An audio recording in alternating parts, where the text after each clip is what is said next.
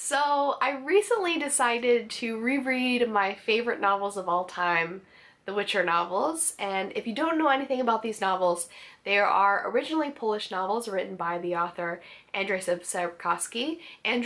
Sapkowski. I hope I'm saying that right. And the novels inspired a video game, one of the best video games of all time, The Witcher.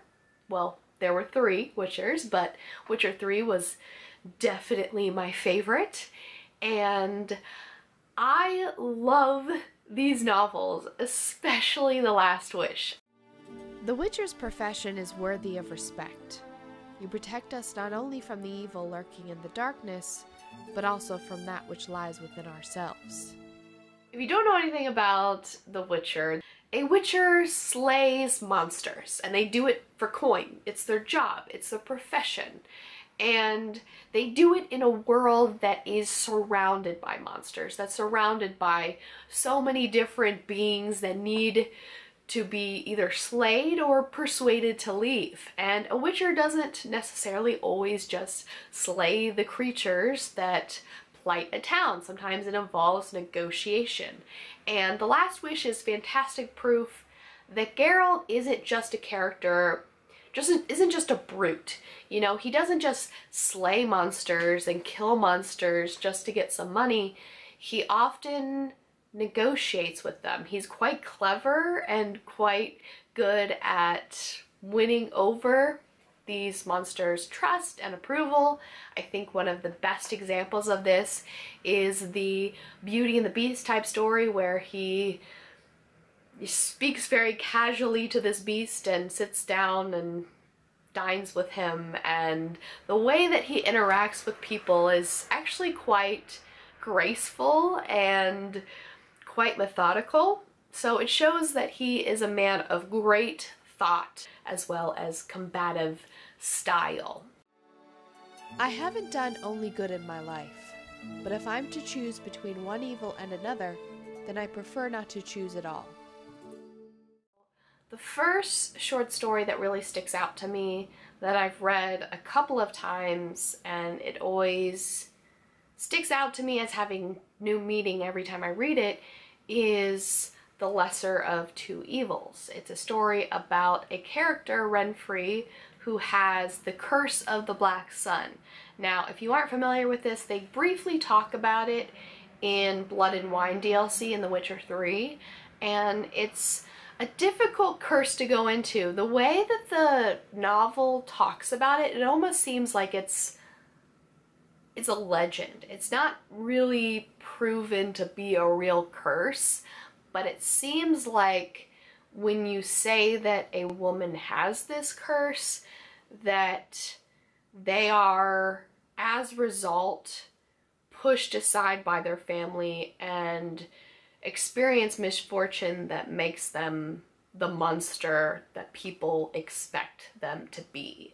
And I definitely sense that same theme within Blood and Wine, that if you push a young girl aside and you tell them that they're going to be a monster, that they might end up becoming the monster that you tell them they are going to be. But you might have a different interpretation of this, and feel free to correct me in the comment section if you have a different interpretation of this. But what's really interesting about this story is that Renfri, she gives Geralt an ultimatum. She says that she really wants to kill this sorcerer, and she makes Geralt decide. She says, you either give me the sorcerer or I will slaughter a bunch of people in this town. I mean, she doesn't like outright say that, but that's what that's what Geralt realizes is happening. And what's really interesting about this is that Geralt, time and time again, says he doesn't believe in a lesser evil, but he's forced to choose the lesser evil whether or not he believes in it. He's forced to kill Renfri in order to save this town, and he inevitably saves the town and the sorcerer. And if he hadn't have killed her, she would have slaughtered innocent people. And I find that, like, within each of these short stories, there's always this kind of moral dilemma and this moral message that you could possibly take from it. And it's like, I think the question that this poses for Geralt is he says that he is a character that doesn't take sides, that doesn't choose the lesser evil, that just does his job and remains impartial. In fact, he learned to be impartial because when he first became a witcher, when he first started working, he tried to save a woman who was being brutalized by men. And of course this woman didn't thank him. She thought he was a monster. And he realized that no one would ever thank him for his work. He wouldn't be a knight in shining armor to anyone. No one would appreciate that he was saving people. The only way to go about his work, in his opinion, was to just slaughter beasts and get his coin. But deep down we know this isn't true. And I think that's the interesting paradox of his character, is that he says he doesn't choose the lesser of evil, and he says that he is impartial, but we know that he deep down doesn't believe this, that he really does, when he has no other choice, he will choose to do the right thing in order to protect the most innocent of people. Because deep down he is a good person and a true hero. The law of surprise, as old as humanity itself, of the price a man who saves another can demand, of the granting of a seemingly impossible wish. You will give me the first thing that comes to greet you. He knows this law better than anyone else, because it applied to him once. He was taken from his home because he was what his father hadn't expected to find on his return. Because he was destined for other things. And by the power of destiny, he became what he is. And what is he? A witcher. So, another really crucial story to read in The Last Wish is the story where Geralt is essentially promised Ciri. He essentially becomes like a surrogate father to her in the future. And this is because of something called the law of surprise. Now, the law of surprise is when you protect the life or save the life of someone, you can demand from them or ask as a prize something that they don't know already exists, which is of course their unborn child, a child that they've already conceived, and that child will become yours in the future. So there are so many different things that I'd like to discuss about this specific story. So the law of surprise is enacted when Geralt helps cure Dunny of this curse that he has, and he enacts the law of surprise so that the future daughter that Dunny and Pavetta have, Ciri, I hope I'm getting all these names right, there are so many names in this book, I'm terrible at names, but he, after curing Dunny of his curse and ensuring that Dunny will marry Pavetta, he is promised Ciri in the future. And this is really important for so many reasons. It's important because destiny is a massive theme within the Witcher books. So let's first talk about destiny. So without a doubt, the idea of destiny is that the way your life is mapped out, you don't have any choice in. For example, Geralt was destined to become a witcher. He had no choice. He couldn't have done anything differently. He was meant and destined to become a witcher, and that's what he became. And likewise, he was destined to become the surrogate father of Ciri. And we will of course talk about Ciri later on when we are introduced to her, because she hasn't even been born yet. But this is really important because he knows that he wants children. Children is another huge theme in this story.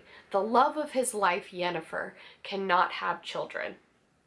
Many sorceresses, when they go through the process of becoming a witch or a sorceress, they essentially ruin their wombs. They can't have children.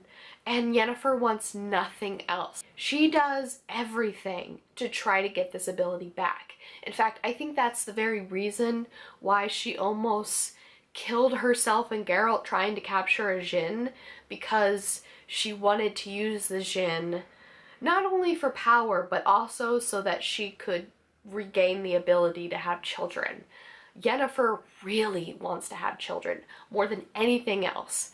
And of course a witcher can't have children either. And he wants that more than anything else as well. He hints this throughout this book and other books. And he does this by saying that the witcher trade is dying and that they aren't really training up more witchers, and that he specifically wants to train another witcher. And that witcher that he will inevitably train will of course be Ciri, or at least he will attempt to make her a witcher. But yeah, I think this interpretation of destiny is really interesting. It's something that's played with in a lot of medieval lore. If you think about like King Arthur lore, a lot of medieval lore, and also biblical lore, destiny plays a huge part in these characters. And it says that like a hero has to become the hero, and that is the burden that they have to bear. And not only that, he's given some glimpses into the future, not only in this book, but Season of Storms and other books as well, that show that like some violent and horrific things that he's going to experience in the future, he can't change those things either. It's just destiny. It is what it is. And destiny is a big part of these books, and it also bleeds into the next theme that I want to talk about, and that is when Geralt meets Yennefer. Yennefer kissed him, and he understood that he'd never desire any lips other than hers, so soft and moist, sweet with lipstick. He knew that, from that moment, only she would exist. Her neck, shoulders, and breast freed from her black dress, her delicate, cool skin, which couldn't be compared to any other he had ever touched. He gazed into her violet eyes, the most beautiful eyes in the world, eyes which he feared would become everything. So Geralt meets Yennefer in this town, and sorceresses are badass in these books. They are so intense, and Geralt has this thing with sorceresses. This is the first known affair that he has with a sorceress, but it's not the last. Spoiler warning, it's not the last time he messes with a sorceress, and that's fine with me. Yennefer is a headstrong, infuriating character. Like, I can tell that a lot of people would not like Yennefer in real life. No way. She likes to defy people. She gets her way, and if you tell her that she can't do something, she will defy you and tell you that she can do it anyways. In fact, during this time, there are different like taxes and laws that sorceresses have to abide by, but of course she's not doing any of that. And sorceresses are really strong people to have on your side. In fact, they get away with a lot because kings want them. They want sorceresses and sorcerers' approval, because if you have someone that knows magic on your side, if someone tries to revolt against you or another kingdom tries to fight with you, that magician can protect you with their magic. So You don't want to get on their bad side. Now, a lot of times these magicians make their coin by providing abortions or helping with infertility. This is a very interesting point because fertility seems to be the biggest bargaining chip for women in this time. Women didn't have a lot of rights, they were basically property back then, for lack of a better word. In the time that this is loosely based on, I guess. I mean, it's a fictional world, but it does take a lot of inspiration from like medieval lore. And if a woman couldn't give birth to a son, she was basically useless.